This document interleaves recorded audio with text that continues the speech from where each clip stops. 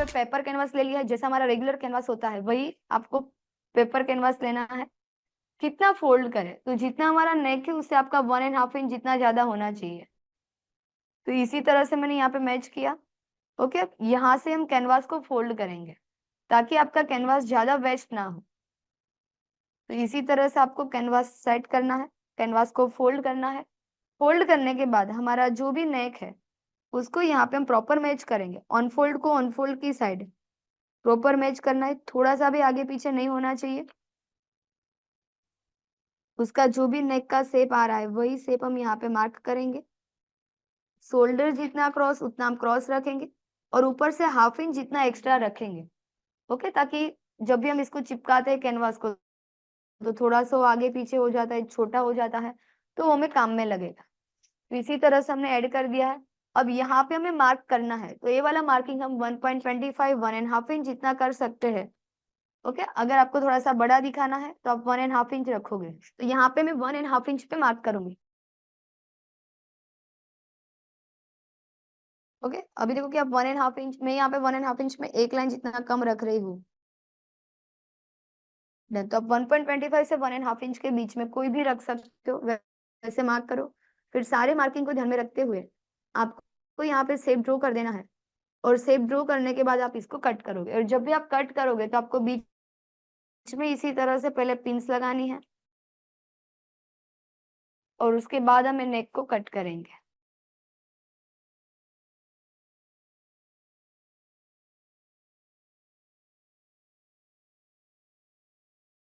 ऊपर का भी जो शोल्डर की क्रॉस लाइन है उसको भी हम कट करेंगे। ओके, तो इसी तरह से देखो कि हमें यहाँ पे नेक मिलेगा। तो सेम इसी तरह से हमें फ्रंट का जो नेक है वो भी कट करना है। तो फ्रंट का नेक हमने कट करके रेडी रखा है, वो सिर्फ मैं आपको बताऊंगी तो भी आपको आइडिया लग ही जाएगा कि वो सेम ही तरीके से कट करना है। तो अब जो भी हमारा अस्तर एक्स्ट्रा है उसी के ऊपर हम इसी तरह से यहाँ पे नेक को रखेंगे। हमें बाहर की साइड थोड़ा सा एक्स्ट्रा चाहिए। ओके, फैब्रिक तो उस इसी तरह से हम यहाँ पे सेट करेंगे।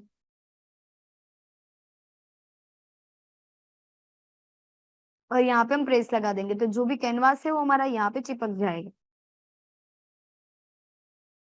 अब ऐसे कैनवास चिपकाने के बाद बाहर की साइड हमें ऐसी तरह से 0.75 जितना ज्यादा ही रखना है।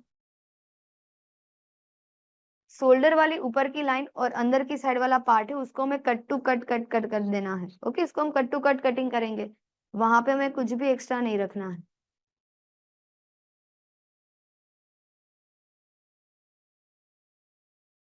ओके, अब हम यहाँ पे वो देखेंगे कि इसको कैसे फोल्ड करना है, कैसे स्टिच लगाना है।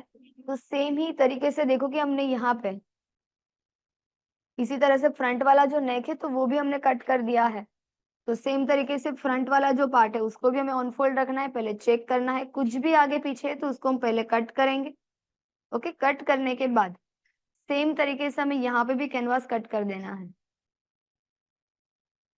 देखो सेम ही तरीके से ऊपर भी हमने थोड़ा सा एक्स्ट्रा रखा, इसको ऑन फोल्ड की साइड मैच किया। ये मार्क करने के बाद यहाँ पे हम इसी तरह से सेम मार्क करेंगे।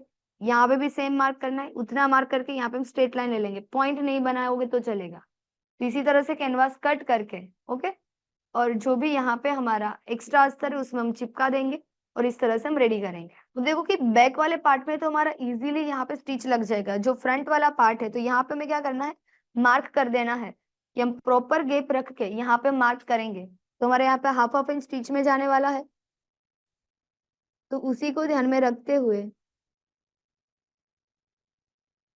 मैं यहाँ पे मार्क करूंगी।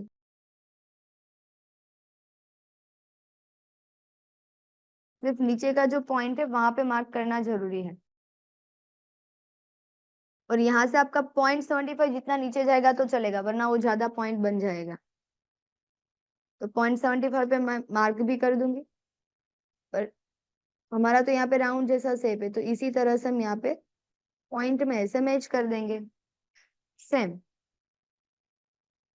दूसरी साइड भी हम इसी तरह से यहाँ पे मैच करेंगे। और अगर आप चाहो तो यहाँ पूरे में भी आप इसी तरह से मार्क कर सकते हो ताकि आपको पता चले कि आपको यहाँ पे स्टिच कहाँ पे लगानी है।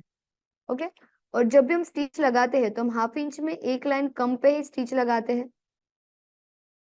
फिर हमारा एक लाइन जितना पीछे की साइड चला जाता है। तो जो भी स्टूडेंट ऐसे है कि जो भी सीख रहे हैं, स्टिचिंग में प्रॉब्लम आती है, तो आप इसी तरह से मतलब प्रोसेस कर सकते हो। अगर मार्क एक बार कर देंगे तो स्टिच करने में प्रॉब्लम नहीं आएगी और आपको पता भी चलेगा कि आपको स्टिच कहाँ पे लगानी है। ओके, और स्टिच में भी आपका एक जैसा ही जाएगा।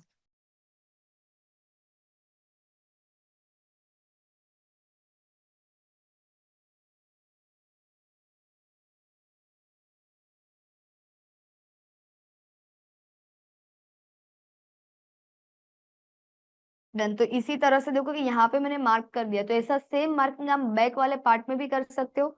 सब ऐसा कोई आपका रेगुलर नहीं है तो मार्क करने की जरूरत नहीं, पर जब भी आपको ऐसी कोई प्रॉब्लम आ रही है तब आपको ऐसा मार्किंग कर देना है कि अब हमें पता चलेगा कि जहाँ पे मार्क है वहां पे ही मेरी स्टिच लगेगी, तो बिल्कुल भी आगे पीछे नहीं होगा। क्योंकि कई बार हमारा कटिंग बराबर है, स्टिचिंग में हमारा गलत हो जाता है।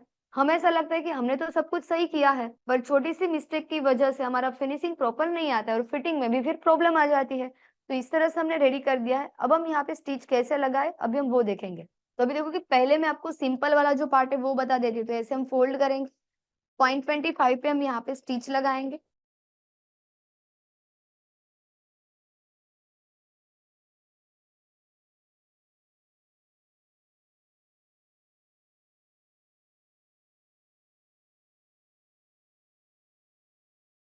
तो यहाँ पीछे की साइड प्लीट्स आएगी तो चलेगा। ओके, आप ऐसे क्या करना है, कैनवास की जो किनारी वाला पार्ट है वहां से ही हमें फोल्ड करते जाना है और हम यहाँ पे स्टिच लगाते जाएंगे।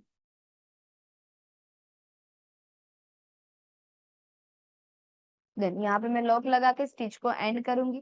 जितना भी फैब्रिक एक्स्ट्रा है उसको हम कट करेंगे। पहले आपका फैब्रिक ज्यादा होगा तो स्टिच लगाने में इजी होगा, फिर बाद में हम इसी तरह से फैब्रिक को कट कर सकते हैं। अब समझो कि आपका कोई भी राउंड वाला ऐसा कोई शेप है तो हम कैसे करें, तो जहां पे भी हमारा पॉइंट है वहां पे इसी तरह से हमें जो भी हमारा अस्तर है उसको हम कट करेंगे। ओके, अब इजीली देखो कि वो कवर हो जाएगा।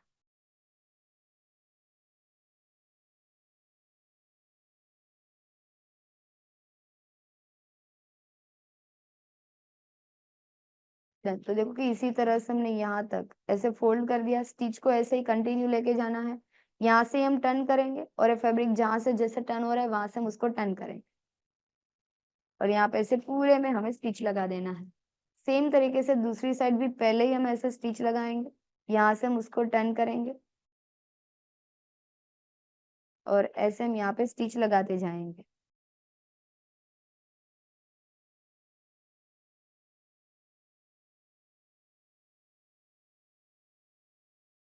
देन तो इसी तरह से हमने स्टिच लगा दिया है।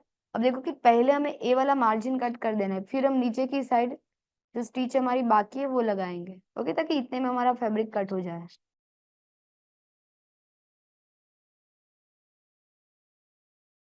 तो इसी तरह से यहाँ पे भी हमने स्टिच लगा दिया है। अब जितना भी फैब्रिक एक्स्ट्रा है उसको हम यहाँ पे कट कर देंगे। Then अब सेम ही तरीके से हमारा जो भी यहाँ पे राउंड वाले पार्ट में एक्स्ट्रा फैब्रिक है तो उसको भी हमें यहाँ पे कट कर देना है। देखो, ओके, तो इसी तरह से हमारा देखो कि नेक रेडी हो जाएगा और सेम हमारा बैक वाला नेक भी रेडी हो गया है। अब हमें नेक को कैसे कवर करना है वो देखेंगे। तो बैक वाला नेक सिंपल है, वो हम कवर करके रेडी रखते हैं।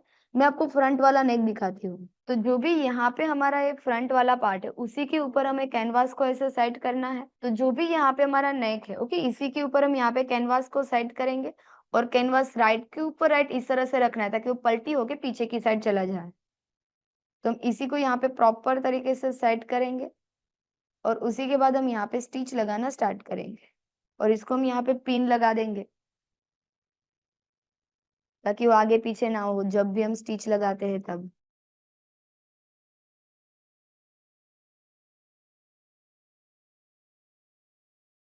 तो जहाँ पे भी हमारा मार्क हुआ है,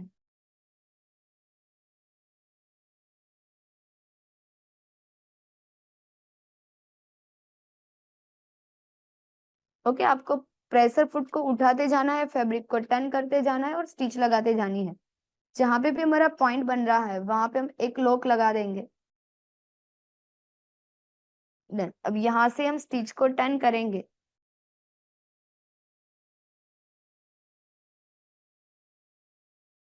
Done। यहाँ पे भी हम लॉक लगाएंगे और वापस स्टिच को टर्न करेंगे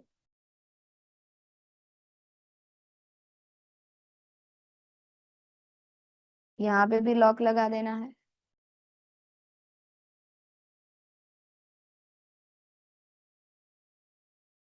तो इसी तरह से देखो कि हमारी स्टिच यहाँ पे लग चुकी है। जितनी भी हमने पिंस लगाई वो सारी पिंस को हमें निकाल देना है। ओके, और आप पीछे से देख सकते हो, आपको पता चलेगा कि आपकी स्टिच एकदम परफेक्ट है या नहीं, कहीं पे भी पॉइंट बना है कि नहीं वो आपको चेक करना है। तो आप यहाँ पे देख सकते हो कि हमारा स्टिच एकदम परफेक्ट है। ओके, आपको कहीं पे भी ऐसा लग रहा है तो आपको वापस से स्टिच लगा देना है। अब हम क्या करेंगे, इसमें हमें एक लाइन जितना ही मार्जिन रखना है और बाकी का जितना भी मार्जिन है उसको हम कट करेंगे।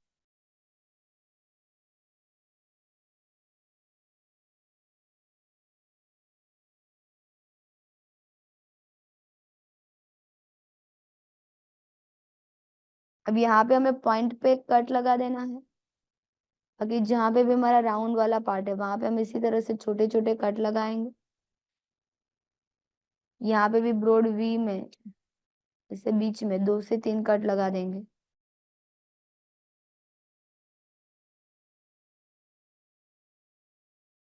अब जितने में भी पॉसिबल है उतने में हम धार स्टिच लगा देंगे। जब भी ऐसा हमारा पॉइंट वाला नेक है तो धार स्टिच पॉसिबल नहीं होता है, तो जितने में भी पॉसिबल है उतने में हम अटैच कर लगाएंगे।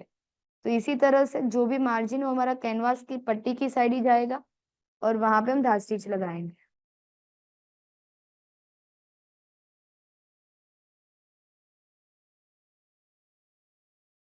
Done। तो यहाँ पे मैं लॉक लगा के स्टिच को एंड करूंगी। सेम तरीके से दूसरी साइड भी यहाँ से हम स्टिच लगाना स्टार्ट करेंगे।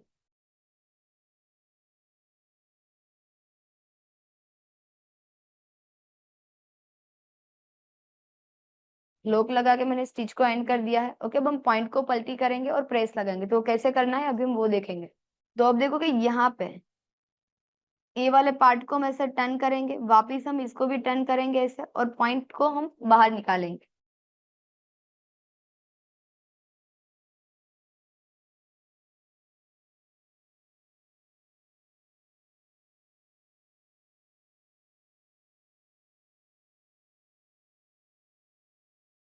डन। तो इसी तरह से यहाँ पे हमने पॉइंट भी बाहर निकाल दिए हैं। ए भी हमारा पीछे की साइड चला जाएगा और अब हम यहाँ पे प्रेस लगा देंगे। ओके, तो हमें जैसा नेक चाहिए वैसा हमें नेक रेडी मिल जाएगा।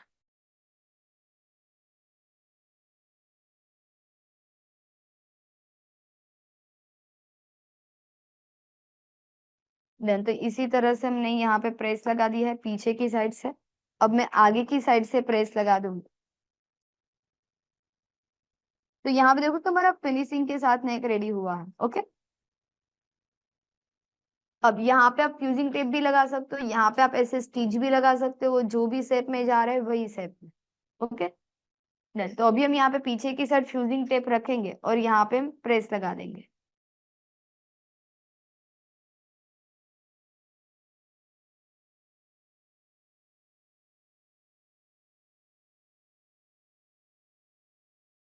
तो इसी तरह से देखो कि मैंने यहाँ पे फ्यूजिंग टेप इसी तरह से बीच में हम अंदर की साइड जाने देंगे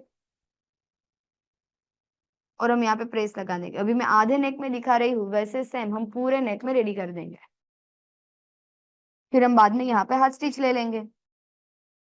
ओके, तो इसी तरह से जैसे हमने यहाँ पे फ्रंट वाला नेक रेडी किया है वैसे ही सेम हम यहाँ पे बैक साइड वाला जो नेक है वो हमने रेडी कर दिया है। ओके, वो मैं आपको एक बार दिखाऊंगी। अब यहाँ पे ये जितना भी एक्स्ट्रा है उसको हम कट कर देंगे। और आप ऑन फोल्ड रख के चेक भी करोगे तो आपको समझ में आएगा, देखो एकदम परफेक्ट, एक लाइन भी आगे पीछे नहीं। तो मैंने यहाँ पे आपको स्टेप बाय स्टेप सारी प्रोसेस बताई।